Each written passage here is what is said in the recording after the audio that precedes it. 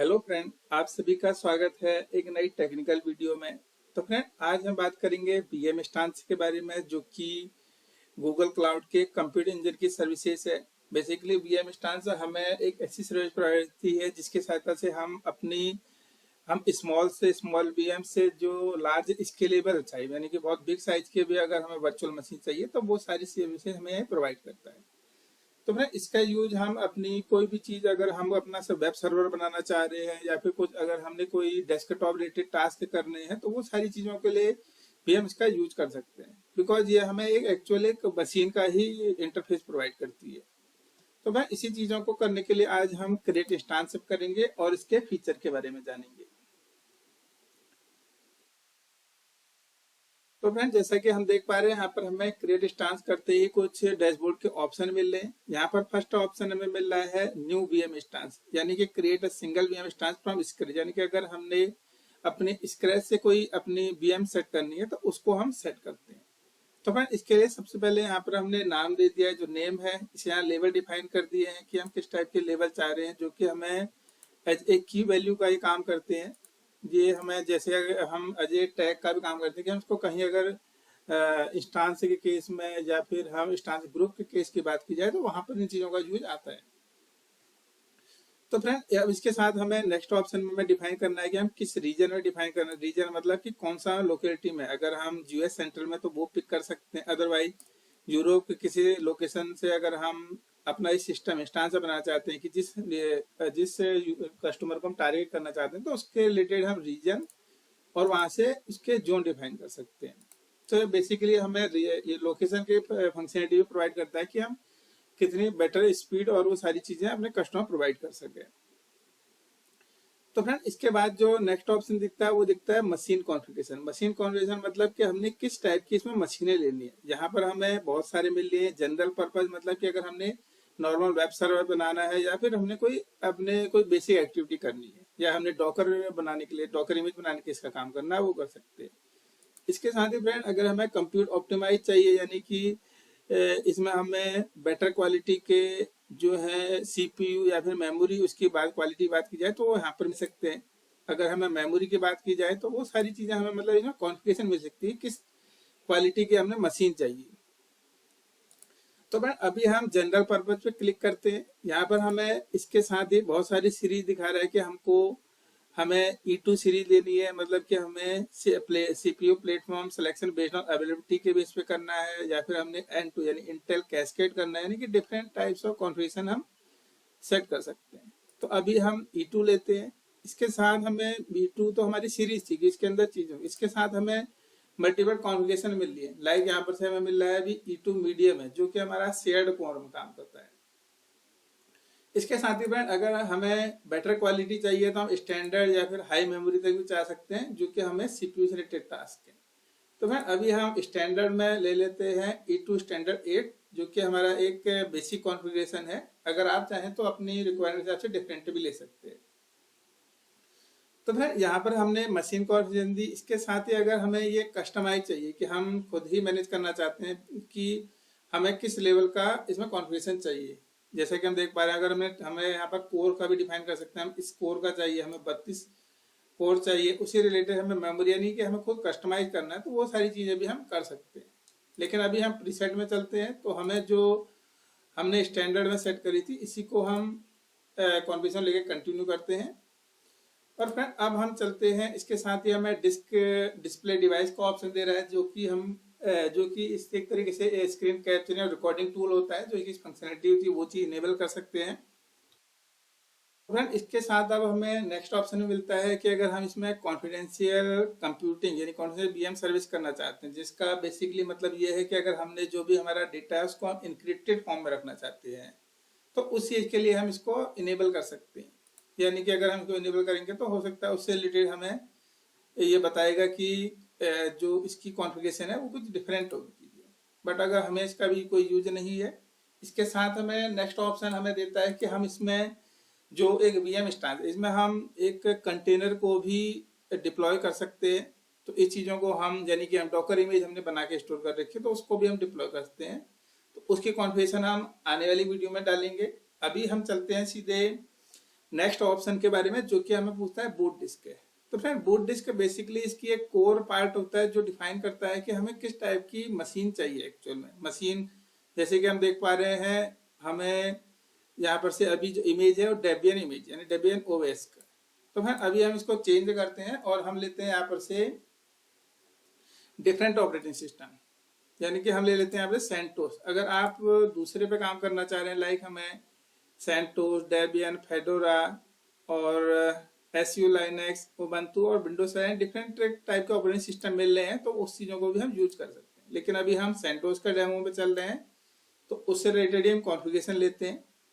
जहाँ पर हम बात करते हैं बूट डिस्क की, तो यहाँ पर हमें जो बैलेंस परसिस्टेंट डिस्क मिल रही है वो नॉर्मल चीज़ें ले लेते हैं जो कॉन्फ़िगरेशन मिल रही है, और हमें 20 GB डिफॉल्ट इसकी मेमोरी मिल रही है, यानी कि जो हमें एक ओएस के साथ हमें जो मेमोरी मिलेगी वो 20 GB होगी। तो इसके अगर हम बात करें अलग और डिफरेंट की, ये इसके साथ ही हम कस्टम इमेज ले सकते हैं, स्नैपशॉट ले सकते हैं और एक्सटर्नल डिस्क, यानी कि अलग अलग एक तरीके से मेथड है कि जो हमने अभी इमेज स्टैंडर्ड पिक करी, उसके अलावा हम कस्टमाइज या डिफरेंट भी ले सकते हैं। तो इन चीज़ों को भी हम फ्यूचर की वीडियो में जानेंगे।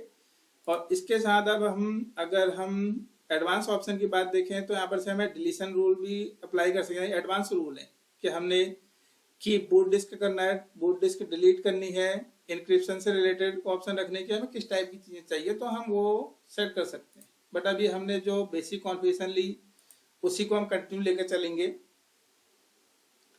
तो फ्रेंड यहाँ पर तक हमने देख लिया कि हमारा जो बेसिक कॉन्फ़िगरेशन और डिस्क थी। अब इसके बाद हम बात करते हैं कि हमने जो आइडेंटिटी एंड एपीआई एक्सेस, यानी कि ये जो वीएम बनेगी, इस वीएम डिफरेंट सर्विसेज से, लाइक अगर हम बात करें की अलग सर्विसेज के बारे में, लाइक अगर हम इसको चेंज करके देखते हैं, हम इसका चाहते हैं कि बिग क्वेरी में है, बिग टेबल में, क्लाउड डेटा स्टोर में, अगर हम चाहते हैं कि ये सारी सर्विसों को हम इस कंप्यूटर इंजन के जरिए एक्सेस कर सकें, तो यहाँ पर से हमें एक सर्विस अकाउंट देना पड़ेगा। बिकॉज सर्विस अकाउंट एक मैनेज्ड आइडेंटिटी होती है जो कि हम किसी वीएम को दे सकते हैं। तो फ्रेंड इस चीज को हम यहाँ पर से जो डिफॉल्ट मिलता है कंप्यूटर इंजन की जो डिफॉल्ट सर्विस अकाउंट है उसको दे रहे हैं। अगर हम इसको चाहते हैं कि ये वीएम दूसरी सर्विस में कनेक्ट हो सके नहीं हो सके, तो उस सारी कॉन्फ़िगरेशन को भी यहाँ पर डिफाइन कर सकते हैं। अगर हम बात करें सर्विस अकाउंट की, तो हम उसके हमें बहुत सारे ऑप्शन मिलते हैं कि हम डिफरेंट टाइप की कॉन्फ़िगरेशन भी सेट कर सकते हैं, जो कि हमें आईएएम के अंदर मिलती है, यानी आइडेंटिटी एंड एक्सेस मैनेजमेंट। तो मैं इसके साथ अब हम नेक्स्ट ऑप्शन में चल रहे हैं। नेक्स्ट ऑप्शन में हमसे पूछ रहा है फायरवॉल। फायरवॉल बेसिकली हमारी एक सिक्योरिटी लेयर होती है जो कि हमारा काम करती है कि हमने जो इनकमिंग ट्रैफिक है उसको इनेबल डिसेबल करना है या क्या चीज़ करनी है। तो यहाँ पर हम अलाउ एचटीटीपी ट्रैफिक कर देते हैं और अब हम सीधे चलते हैं इसकी एडवांस ऑप्शन में। तो मैम अभी के डेमो में हम इसके सारे ऑप्शन के बारे में जान रहे हैं, तो इसके लिए हम एडवांस ऑप्शन में चलते हैं। एडवांस में बेसिकली हमें 4 ऑप्शन मिल रहे हैं। पहला है नेटवर्किंग का। नेटवर्किंग का मतलब कि हमने किस नेटवर्क में हमने ये सारी चीज़ें यूज करनी है। तो हम यहाँ पर हम नेटवर्क टैग रख सकते हैं, लाइक हमने कर दिया है। अगर हमने जैसे टैग बना दिया है ABC या BCD या कुछ भी टैग बना दिया, इसका यूज हम एज ए सेलेक्टर कर सकते हैं जब हम VPC फायरवॉल या एडवांस कॉन्फ़िगरेशन करते हैं। तो अभी हम डिफॉल्ट रखते हैं बिकॉज हमें इसकी ज़रूरत नहीं है। इसके साथ ही हम अगर अपने जो हमारा ये VM बन रही है, इसको अगर हम कस्टम होस्ट नेम देना चाहते हैं तो वो भी दे सकते हैं, अदरवाइज ये हम ब्लैंक छोड़ देते हैं, तो GCP इसको बाय डिफॉल्ट खुद बना देगा चीज़ों को। तो फ्रेंड इसके बाद अब नेक्स्ट ऑप्शन मिलता है हमें IP फॉरवर्डिंग। अगर हम IP फॉरवर्डिंग इनेबल करना चाहते हैं तो वो भी कर सकते हैं। इसका यूज बेसिकली हमें जो एक एज ए राउटर का, अगर हम इस VM को एज ए राउटर यूज करना चाहते हैं फॉर पैकेज फॉरवर्डिंग, तो हम उस चीज के लिए इसको इनेबल कर सकते हैं। इसके साथ अब हम आगे बढ़ते हैं, तो हमें यहाँ पर कुछ नेटवर्क इंटरफेस कार्ड से रिलेटेड कॉन्फ़िगरेशन मिलती है कि हम उस चीज को पिक कर सकते हैं। और अब हम चलते हैं आगे नेटवर्क इंटरफेस के बारे में। नेटवर्क इंटरफेस में फ्रेंड यहाँ पर हमें डिफाइन करता है कि जो हमने VM बना रखी है वो VM किस नेटवर्क के अंदर और सब नेटवर्क के अंदर आती है। तो वो अभी जो आ रही है ये सारी डिफॉल्ट के अंदर आ रही है, और इसके अंदर एक सब नेटवर्क है, यानी कि जो भी हमारा जो VM बनेगी वो इस डिफॉल्ट सब नेटवर्क के अंदर ही चलेंगी। तो मैं इस चीज़ का यूज जब हम प्रोडक्शन लेवल पे जब हम कॉम्प्लेक्स इन्वायरमेंट में काम करते हैं तो वहां पर हम कॉन्फ़िगर करते हैं कि हमें कौन सा नेटवर्क लेना है, कौन सा सब नेटवर्क लेना है। तो फिर अब हम आगे बढ़ते हैं। आगे बढ़ के हमसे कुछ पूछ रहा है कि हमें इंटरनल IPv4 जो एड्रेस है वो हमें चाहिए, मतलब कि हमें ऑटोमेटिक चाहिए या कस्टम चाहिए। हम इसमें खुद हम जो मैनुअली भी एक इसमें प्राइवेट IP एड्रेस सेट कर सकते हैं, यानी इंटरनल बोला है तो प्राइवेट ही चीजें। तो फिर इसके साथ अब हमें नेक्स्ट ऑप्शन मिल रहा है कि हमको एक्सटर्नल IP4 एड्रेस चाहिए नहीं चाहिए। इसमें हमें नन या इफमेरल दे रहा है, यानी कि अगर जब हम इफमेरल रखेंगे तो इसका मतलब ये है कि यहाँ पर से ये एक एक्सटर्नल IP इस VM को एसोसिएट कर देगा। अगर हम नन करेंगे तो नहीं देगा। नन का यूज वहां पर होता है जब हम लोड बैलेंसर के साथ अपनी VMC को अटैच करते हैं। तो फिर अब हम आगे चलते हैं। आगे चलने के बाद हमें नेटवर्क सर्विसेज टीयर मिलती है, जो कि हम डिफाइन, हमें दो ऑप्शन मिलते हैं, प्राइमरी, प्रीमियम और स्टैंडर्ड। मतलब कि हमें किस क्वालिटी का हमें नेटवर्क यूज करना है यहाँ पर चीजें। तो अभी हम यहाँ पर से जो प्रीमियम चल रहा है वही सारी चीज चलते हैं और हम इसको डन कर देते हैं। तो हमें यहाँ पर हम देख पा रहे हैं कि हमने जो नेटवर्किंग से रिलेटेड कॉन्फ़िगरेशन थी वो सारी चीजें कर दी है। इसके साथ ही अगर हम एडिशनल डिस्क जोड़ना चाहते हैं, बिकॉज जैसे कि हम देख पा रहे हैं जो हम बूट डिस्क डाली तो बूट डिस्क का हमारा ये OS मिलेगा और 20 GB हमें एक इसकी स्टोरेज मिलेगा। लेकिन अब अगर हमें इससे ज्यादा स्टोरेज चाहिए तो उसके लिए हम नई डिस्क ऐड कर सकते हैं या फिर हम किसी एग्जिस्टिंग जो डिस्क है उसको भी अटैच कर सकते हैं। तो मैं इस चीजों को हम आने वाली वीडियो में जानेंगे और अभी हम बेसिकली इसके ऑप्शन मिल रहे हैं कि हमें और क्या क्या चीजें हम कर सकते हैं। तो फ्रेंड अब हमें ऑप्शन मिलता है सिक्योरिटी का। सिक्योरिटी का मतलब ये है कि हमने जो अपने VM है उसमें हम मॉनिटरिंग अप्लाई करना चाहते हैं और या फिर हम इसमें सिक्योर बूट चाहते हैं कि हमारे जब बूटिंग, हमारा अगर VM बूट होती है तो उसमें कोई मालवेयर या फिर उससे रिलेटेड कोई उसमें इशू ना आए, तो उनसे रिलेटेड सिक्योरिटी के लिए हम सिक्योर बूट इनेबल कर सकते हैं। अगर हमें virtual trusted platform module enable करना है तो वो सारी चीजों को भी हम कर सकते हैं, सिक्योरिटी रिलेटेड है। इसके साथ ही फ्रेंड्स सिक्योरिटी में आगे चल के जैसा कि हम देखते हैं, अगर हम कोई भी VM एक्सेस करते हैं तो हम उसको SSH के जरिए करते हैं, यानी कि जो हमें की मिलती है, सिक्योर सॉकेट हैश जिसे कहते हैं, उसके जरिए भी करते हैं। बाय डिफॉल्ट हमें जो कॉन्फ़िगरेशन मिलती है उसमें हमें अगर हम यहाँ पर डिफाइन नहीं करेंगे तो वो सारी चीजें हमें GCP ऑटोमेटिक बना के दे देगा। लेकिन फ्रेंड यहाँ पर से हम डिफाइन कर सकते हैं कि हम अपने जो VM का एक्सेस है उसको हम IAM से मैनेज करना चाहते हैं या फिर हम प्रोजेक्ट वाइज जो SSH की है उसको ब्लॉक करना चाहते हैं, तो वो सारी चीजों को हम कर सकते हैं। इन चीजों को भी हम नेक्स्ट वीडियो में जानेंगे, थोड़ी इनके एक्सेस किस टाइप की चीजें मिलती है। अगर हम इसको सब छोड़ दें तो हमें जो हमें एक्स्ट्रा जो ऑप्शन मिलता है कि मैनुअली, यानी कि हम इसमें अगर हम खुद अपनी कोई बना करके कोई की इसमें डालना चाहते हैं SSH की तो उसको भी डाल सकते हैं, नहीं तो हम इसको रहने देते हैं। तो ये क्या करेगा, जब हम अपनी VM एक्सेस करने जाएंगे हमें एक की हमारे लिए खुद को जनरेट कर देगा। तो भाई ये तो बात थी हमारी सिक्योरिटी की कि हमारा जो VM को हम कैसे एक्सेस कराना चाहते हैं, ये किस यूजर को देना है नहीं देना है, वो सारी कॉन्फ़िगरेशन यहाँ पर हमने सिक्योरिटी डिफाइन कर रखी है। अब हम अगर बात करते हैं नेक्स्ट ऑप्शन की, तो यहाँ पर हमें मैनेजमेंट मिलता है। मैनेजमेंट में हम डिफाइन कर सकते हैं कि हमें जो इसके ऊपर हमें डिस्क्रिप्शन, इसमें हम डिस्क्रिप्शन दे सकते हैं कि हमने क्या क्या चीजें जो VM से रिलेटेड चीजें हैं कि VM का क्या यूज है वो डिफाइन कर सकते हैं डिस्क्रिप्शन में। डिलीशन प्रोटेक्शन का मतलब ये है कि हम चाहते हैं कि जो हमारी VM है उसको डिलीट ना कर सके कोई, तो उस चीज के लिए हम इनेबल डिलीट प्रोटेक्शन को कर सकते हैं। अदरवाइज हम रहने देते हैं, नहीं तो अगर डिलीट नहीं कर देंगे तो फिर डिलीट करने का ऑप्शन नहीं देगा या फिर हार्डली उसके लिए हमें थोड़ी मुश्किल फेस करनी पड़ सकती है। तो फिर इसके साथ अब हम बात करें तो हमें यहाँ पर से रिजर्वेशन का भी दिखाता है। रिजर्वेशन का यूज हम कैसे होगा हम इसको नेक्स्ट वीडियो में जानेंगे। इसके साथ हमें जो नेक्स्ट ऑप्शन मिल रहा है ऑटोमेशन। ऑटोमेशन का स्क्रिप्ट का मतलब कि हम चाहते हैं हमारी VM लोड होते ही, यानी जैसे ही बने इसके बाद हमें इसमें कुछ स्क्रिप्ट ऑटोमेटिकली चल जाए, यानी कि हमें मैनुअली कुछ काम न करना पड़े। तो मैं उसके लिए यहाँ पर हमने एक VM स्क्रिप्ट, एक हमने ऑटोमेशन स्क्रिप्ट बना रखी है जिसमें हमने yum अपडेट और कुछ कमांडें डिफाइन कर रखी है कि हमने इसमें एक अपाचे सर्वर इंस्टॉल करना है और अपाचे जो हमारा सर्वर होगा बाद में web server is working fine इस टाइप का हमें मैसेज दिखा देगा। तो मैं इस टाइप की स्क्रिप्ट को हम यहाँ पर से स्टार्टअप स्क्रिप्ट डिफाइन में कर देते हैं। और इसके साथ ही अगर हमने कुछ मेटा डेटा से रिलेटेड हमें की वैल्यू पेयर करनी है तो वो चीज भी हम यहाँ पर स्टोर कर सकते हैं। अभी हम स्किप कर रहे हैं क्योंकि हमें इसका भी यूज नहीं है।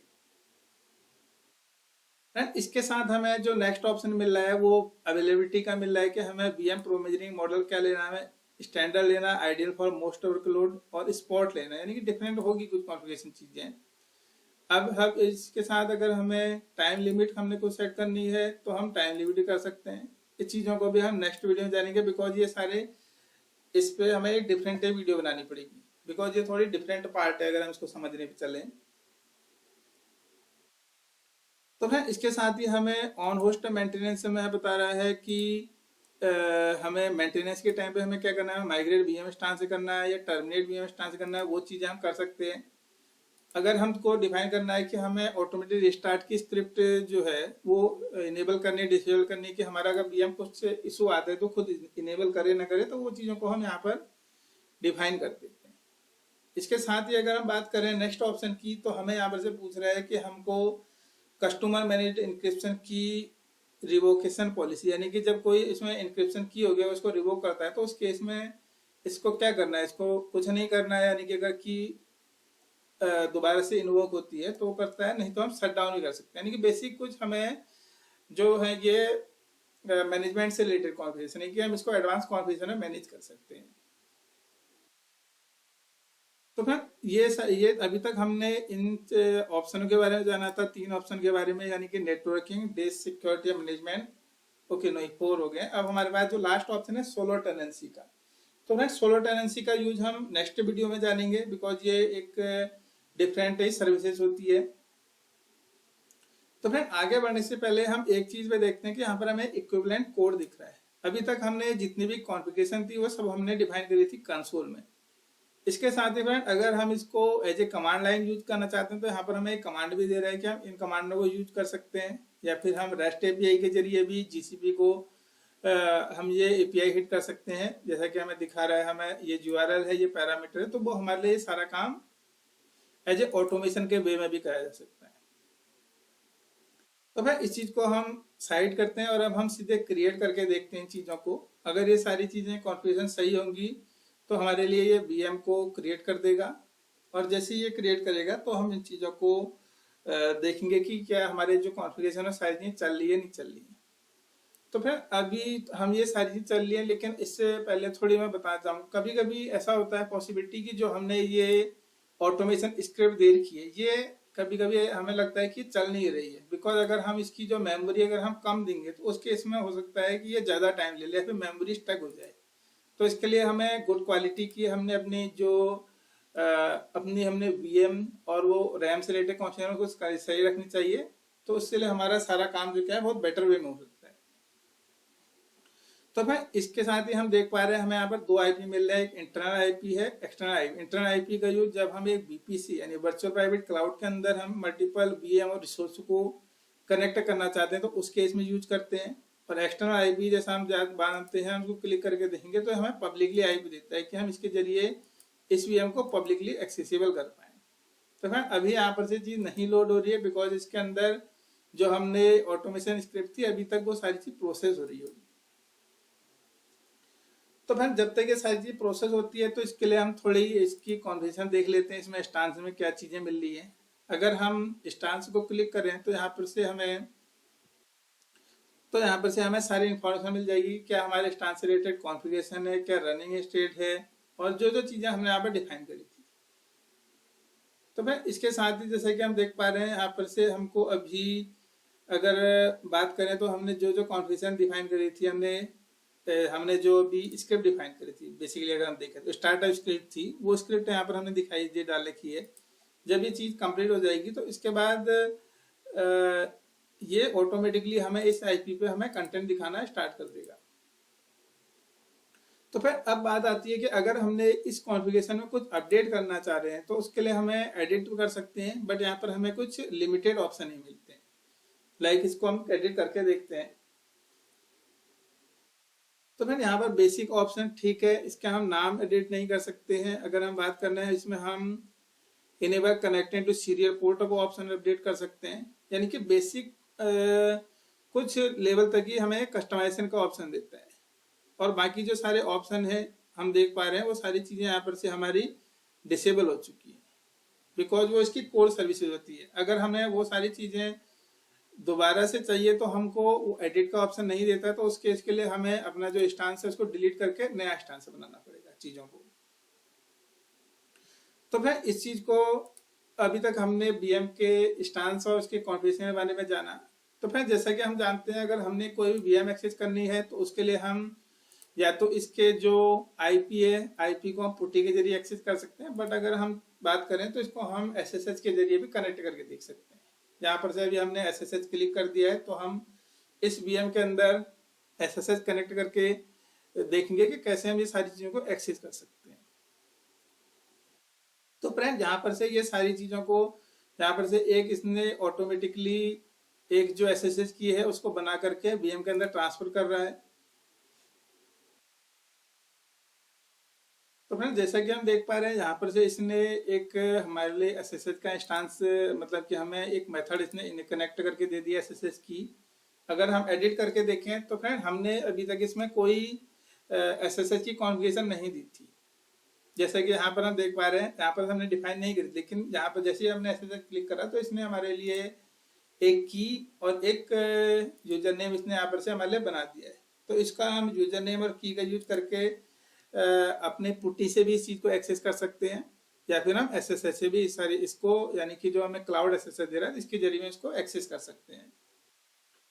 तो फिर जहाँ पर तक अभी तक हमने बीएम इंस्टांस के बारे में, उससे रिलेटेड इसको एक्सेस करने के एसएसएच की के बारे में, मेथड के बारे में जाना था कि हम कैसे कनेक्ट कर सकते हैं।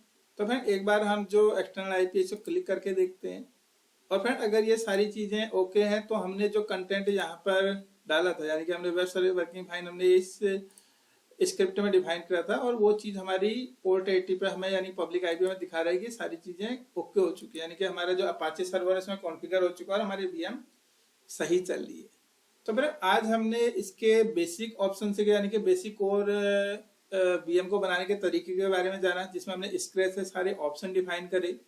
तो फिर हम आने वाली वीडियो में हम इसके और मल्टीपल मेथड्स के बारे में जानेंगे कि हमें और क्या क्या इसके अंदर फंक्शनलिटी मिलती है, लाइक इंस्टांट टेम्पलेट और बहुत सारी चीजें जो दिख रही हैं। तो फिर आने वाली वीडियो में हम और सारे चीजों को जानेंगे।